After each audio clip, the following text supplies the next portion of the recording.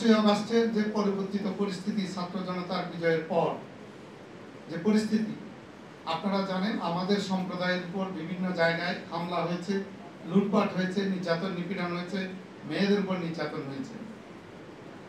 আমরা সেগুলোর বিচার দাবি করেছি মাননীয় প্রধান উপদেষ্টার কাছে, মাননীয় স্বরাষ্ট্র উপদেষ্টার কাছে, মাননীয় ধর্ম উপদেষ্টার সাথে মিটিং হয়েছে, পুলিশের সাথে মিটিং হয়েছে, সবচেয়ে গুরুত্বপূর্ণ আমাদের আইন উপদেষ্টার সাথে মিটিং হয়েছে।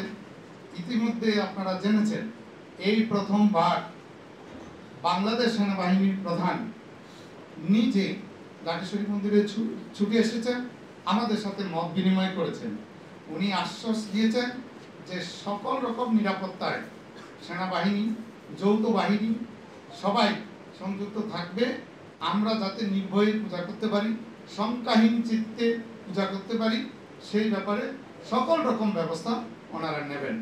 বাংলাদেশ পুলিশের পক্ষ থেকে আইজি মহোদয় এসেছিলেন, ঢাকা মহানগর পুলিশ কমিশনার মহোদয় এসেছিলেন, আপনারা জানেন।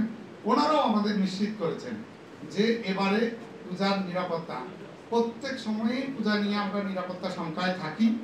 এবার আমরা আশা করতেছি যে আমরা একটা সুন্দর শান্তিপূর্ণভাবে পূজা উদযাপন করতে পারবো। আমি আপনাদেরকে একটা পরিসংখ্যান দিলে আপনারা বুঝতে পারবেন যে আমরা বলেছি যে স্বাধীনতার পর থেকে এই পর্যন্ত যতবার আমাদের উপর নির্যাতন নিপীড়ন হয়েছে, নির্বাচনের পরপর হোক, সরকার পরিবর্তনের পরপর হোক, দুর্গাপূজা আসলে হোক, ধর্মীয় অনুষ্ঠানে হোক, বিভিন্ন ইস্যুকে কেন্দ্র করে হোক, ফেসবুক ইস্যুকে কেন্দ্র করে হোক, যত ঘটনা ঘটেছে আমরা কোনো সুবিচার পাইনি। এই বিষয়টি আমরা সরকারের সকল মহলে, মাননীয় প্রধান উপদেষ্টা সহ সকল মহলে তুলে ধরেছি। ওনারা বলেছেন এখন থেকে ন্যায় বিচার নিশ্চিত করা হবে।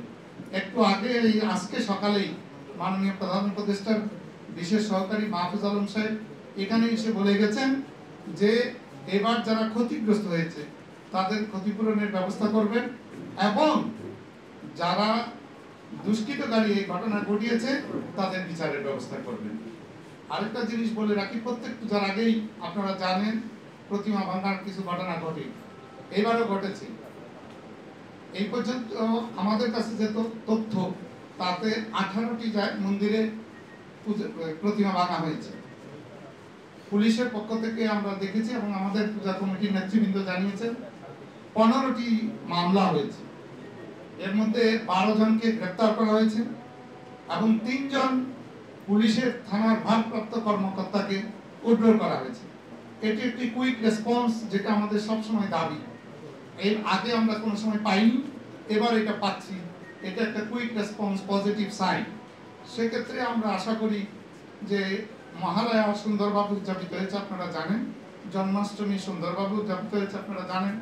জন্মাষ্টমীর মিছিলে ছাত্র সমন্বয়করাও ছিলেন, জানেন আপনারা। তো আমরা আশা করি এবার শান্তিপূর্ণভাবে পূজা উদযাপিত